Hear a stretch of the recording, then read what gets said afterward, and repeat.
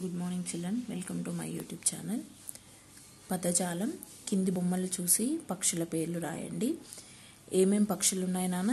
ఆ పక్షుల పేర్లు రాయండి. కాకి, కొంగ, పాలపిట్ట, రామచిలుకలు, నెమళ్ళు, ఇవి బ్లడ్ ఈగల్స్.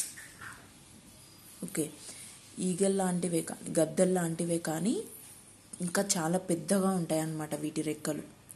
ఓకేనా? ఇది కాకి, కొంగ, పాలపిట్ట, రామచిలుకలు, నెమళ్ళు, బ్లడ్ ఈగల్. చూడండి ఇక్కడ ఆ బిట్ రామచిలుకతో సంబంధం ఉన్న పదాలు సున్నాలో రాయండి.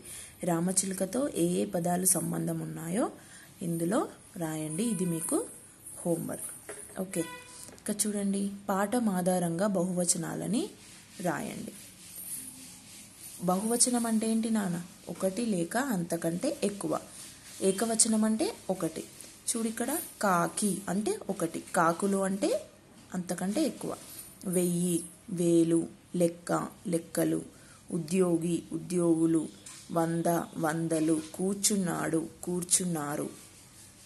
ఓకే, చూడండి, కాకి కాకులు, 1000 వేలు, లెక్క లెక్కలు, ఉద్యోగి ఉద్యోగులు, 100 వందలు, కూర్చున్నాడు కూర్చున్నారు.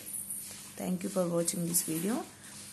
మీరు ఈ హోంవర్క్ ఒకవేళ చేయలేకపోతే నాకు కింద కామెంట్ బాక్స్లో పెట్టండి. నేను మళ్ళీ దీన్ని వీడియో తీసి మీకు పంపిస్తాను. Thank you for watching this video. Please subscribe my channel.